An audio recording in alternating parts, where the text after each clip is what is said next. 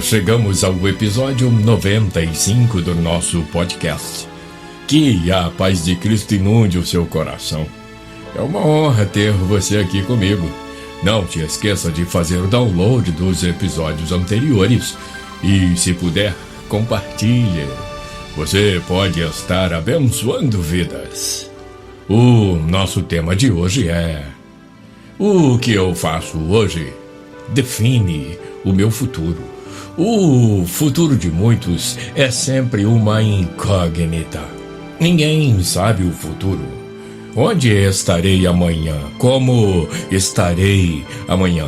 O que serei no futuro? O que terei no futuro? O filósofo Confúcio afirmou: se queres conhecer o passado, examine o presente, que é o resultado. Se queres conhecer o futuro, examina o presente, que é a causa.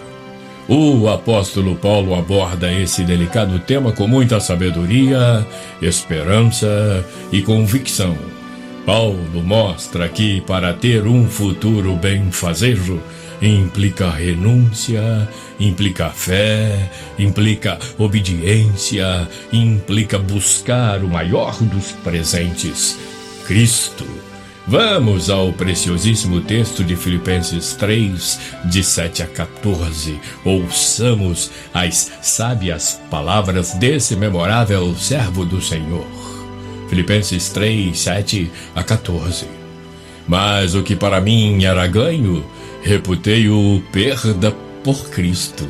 E, na verdade, tenho também por perda todas as coisas, pela excelência do conhecimento de Cristo Jesus, meu Senhor, pelo qual sofri a perda de todas estas coisas e as considero como escória, para que possa ganhar a Cristo e seja achado nele, não tendo a minha justiça que vem da lei, mas a que vem pela fé em Cristo, a saber, a justiça que vem de Deus pela fé, para conhecê-lo e a virtude da sua ressurreição e a comunicação de suas aflições, sendo feito conforme a sua morte, para ver se de alguma maneira posso chegar à ressurreição dentre os mortos. Não que já a tenha alcançado, ou que seja perfeito, mas prossigo para alcançar aquilo para o que fui também preso por Cristo Jesus. Irmãos, quanto a mim, não julgo que eu haja alcançado, mas uma coisa faço, e é que, esquecendo-me das coisas que atrás ficam e avançando para as que estão diante de mim, prossigo para o alvo, pelo prêmio da soberana vocação de Deus em Cristo Jesus. Em especial nesse texto, destaco uma coisa faço.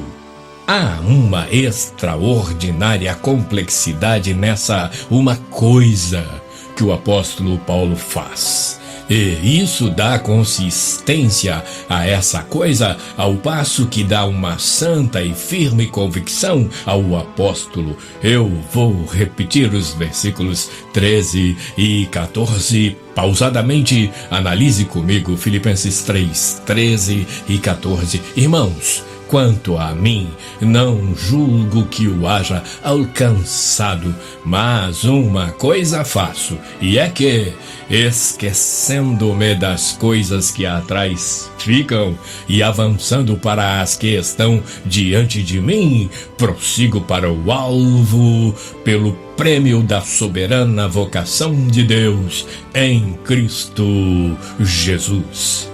Analisando os comentários de Dake, observamos 3 partes que compõem essa uma coisa. Parte 1. Esqueço do percurso que já avancei na corrida. Na primeira epístola aos Coríntios, capítulo 9, versos 24 a 27, Paulo, com sua própria experiência, dá um exemplo que não deve ser desprezado. Veja, primeira epístola de Paulo aos Coríntios, 9, de 24 a 27. Eu leio para você. Não sabeis vós que os que correm no estádio, todos, na verdade, correm, mas um só leva o prêmio? Correi de tal maneira que o alcanceis. E todo aquele que luta, de tudo se abstém. Eles o fazem para alcançar uma coroa corruptível. Nós, porém, uma incorruptível. Pois eu assim corro, não como a coisa incerta, assim combato, não como combatendo no ar. Antes subjugo o meu corpo e o reduzo à servidão, para que, pregando aos outros, eu mesmo não venha de alguma maneira a ficar reprovado. Em outras palavras, não podemos perder tempo com o passado.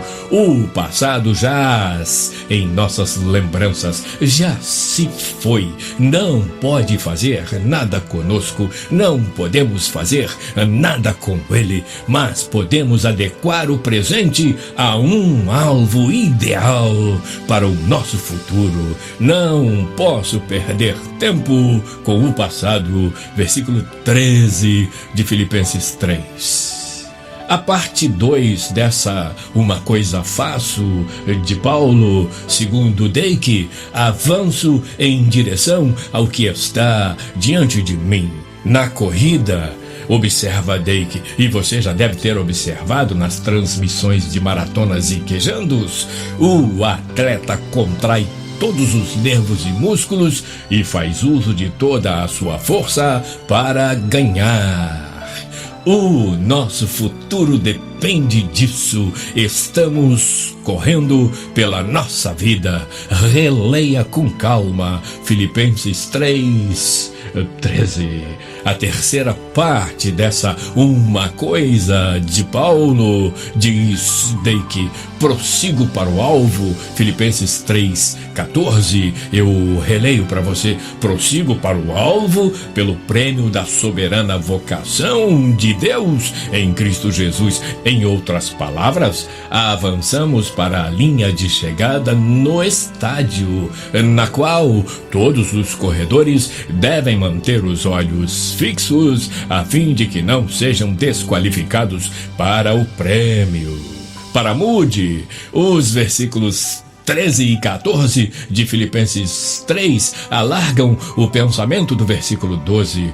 O estado do não ainda da perfeição cristã destrói a complacência e exige uma busca esforçada. Quanto a mim, pode implicar em um contraste com a autoapreciação dos outros. A metáfora é sobre uma corrida. A expressão concisa, mas uma coisa, expressa singeleza de propósito e concentração de esforços, diz Moody. Moody corrobora que as realizações do passado de sua carreira cristã poderiam provocar a autossatisfação e uma redução no ritmo da marcha, e avançando, descreve pitorescamente o corredor que apela para todas as forças que ainda lhe restam e inclina-se na direção do alvo. Assim, nossa reta de chegada, segundo Moody, alvo, Scopus, de Scopel, significa olhar fixamente para aquilo em que os olhos estiveram fixos. Distração seria fatal. Se a perfeição final é o alvo do corredor, aquilo que evita que se desvie do seu curso é também o seu prêmio. O prêmio pertence àqueles que correspondem de todo o coração à soberana vocação de Deus, afastando-se do ego na direção de novas alturas de realizações espirituais em Cristo Jesus. Eu vou repetir para você: o prêmio pertence àqueles que correspondem de todo o coração à soberana vocação de Deus, afastando-se do ego na direção de novas alturas de realizações espirituais em Cristo Jesus. E quer saber? Há uma certeza geral de que ninguém sabe o futuro. Tiago diz aos mortais: não sabeis o que acontecerá amanhã. Eu leio para você Tiago 4,14. Digo-vos que não sabeis o que acontecerá amanhã, porque o que é a vossa vida é um vapor que aparece por um pouco e depois se desvanece. Todavia, para quem vive e anda no Espírito, muita coisa futura já está devidamente revelada e nós projetamos no presente o nosso futuro nessa promessa divina das mais sublimes e empolgantes. Observe atentamente o texto da primeira epístola de Paulo aos Coríntios, capítulo 2, de 9 a 13, que eu leio para você. Mas como está escrito, as coisas que o olho não viu e o ouvido não ouviu e não subiram ao coração do homem, são as que Deus preparou para os que o amam. Mas Deus nos revelou pelo seu Espírito, porque o Espírito penetra todas as coisas, ainda as profundezas de Deus. Porque qual dos homens sabe sobre as coisas do homem, senão o Espírito do homem que nele está? Assim também ninguém sabe as coisas de Deus, senão o Espírito de Deus. Mas nós não recebemos o Espírito do mundo, mas o Espírito que provém de Deus, para que pudéssemos conhecer o que nos é dado gratuitamente por Deus, as quais também falamos, não com palavras que a sabedoria humana ensina, mas com as que o Espírito Santo ensina, comparando as coisas espirituais com as espirituais. E devo acrescentar que ao passar pelo juízo do Calvário e se abrigar à sombra da cruz, o homem tem a companhia e a proteção cabal de Jesus em todo o tempo e em todas as circunstâncias de sua vida. Veja o texto precioso da Epístola de Paulo aos Romanos, capítulo 8, de 1 a 3. Portanto, agora, nenhuma condenação há para os que estão em Cristo Jesus e que não andam segundo a carne, mas segundo o Espírito, porque a lei do Espírito de vida em Cristo Jesus me livrou da lei do pecado e da morte, porquanto o que era impossível à lei, visto como estava enferma pela carne, Deus, enviando seu Filho em semelhança da carne do pecado, pelo pecado condenou o pecado na carne, para que a justiça da lei se cumprisse em nós, que não andamos segundo a carne, mas segundo o Espírito. É isso. Deus vai com você aonde você for, se você quiser a companhia dele. É isso que afirmam os pastores cantores Simone e Alexandre. Aleluia! Glória a Deus! Adora o Senhor! Esse Deus maravilhoso, digno! O crente fiel se apavora na grande aflição. Jesus é a resposta pro crente que vive em constante oração. Jesus é amigo, fiel companheiro e quer proteger. A sua agonia será alegria, Deus vai com você. A sua agonia será alegria, Deus vai com você. Em plena bonança, na grande aflição, na enfermidade, na tribulação, na luta reída, Deus vai com você. Deus é seu emblema, irmão, não tema, Deus vai com você. Deus é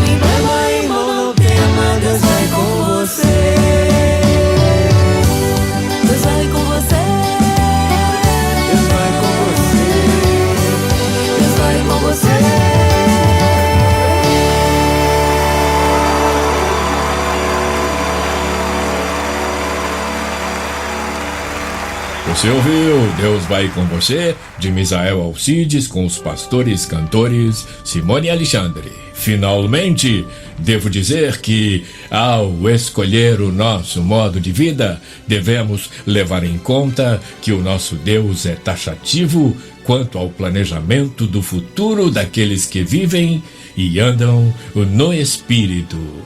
Porque sou eu que conheço os planos que tenho para vocês, diz o Senhor. Planos de fazer prosperar e não de causar dano. Planos de dar a vocês esperança e um futuro. Jeremias 29:11. O que estamos fazendo hoje? Como será o nosso futuro? Pensemos bem. O passado jaz na região das lembranças. O presente molda o futuro, estabelece o alvo e dá as perspectivas. O futuro é o resultado do que fazemos hoje, com consciência, com a esperança de hoje e com a firmeza com que estabelecemos o alvo. Por isso, o precioso resumo de Paulo precisa ser exaustivamente lido, exaustivamente planejado, exaustivamente praticado. Filipenses 3:13-14, que eu repito para você: irmãos, quanto a mim, não julgo que o haja alcançado, mas uma coisa faço, e é que, esquecendo-me das coisas que atrás ficam e avançando para as que estão diante de mim, prossigo para o alvo,